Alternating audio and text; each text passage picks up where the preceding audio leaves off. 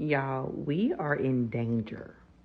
Governor DeSantis tried to pass a law that basically made it against the law for an employer to train their employees about discrimination based on race or sex or national origin or religion, right? So basically, he's like trying to say that employers cannot train their employees about Title VII laws. And y'all, that's really important because it's teeing up this idea that individuals or employees should not have Title VII rights. And when I say Title VII rights, I'm talking about rights against the being discriminated against in your workplace, right? So you shouldn't be discriminated against on your basis of your race. You shouldn't be discriminated based on your gender. You shouldn't be discriminated based on your national origin or your religion. So that's really important, y'all.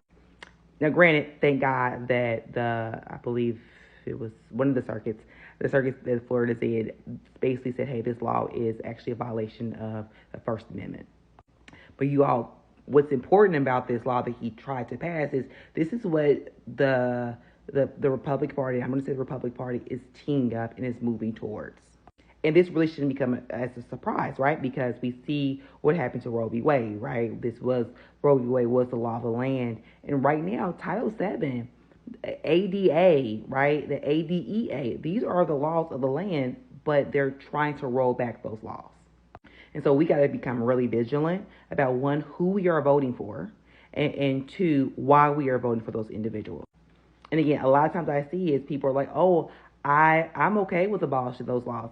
But you're okay with it until it happens to you, until it happens to someone in your family, until it happens to one of your loved ones. So y'all, this election matters. Not only does your local election matter, but the presidential election is going to really matter. And I'm going to stay on the presidential election right now for a second, right? And I try not to be highly political on my channel, but one thing that I'm really want to make sure you guys understand is the president Senate too, but the president is a person who is going to appoint judges. And if your state, which is Indiana, is one of the states that doesn't have really any state law rights against discriminating against employees. So we really lean on the federal law. And by leaning on the federal law, that means that I file all of my cases in federal court. So I'm dealing with federal judges. Those federal judges are actually appointed by the president. So we need to make sure that we have really good judges who are appointed by the president, who are going to see that discrimination does exist. So whatever you do this coming election, please vote.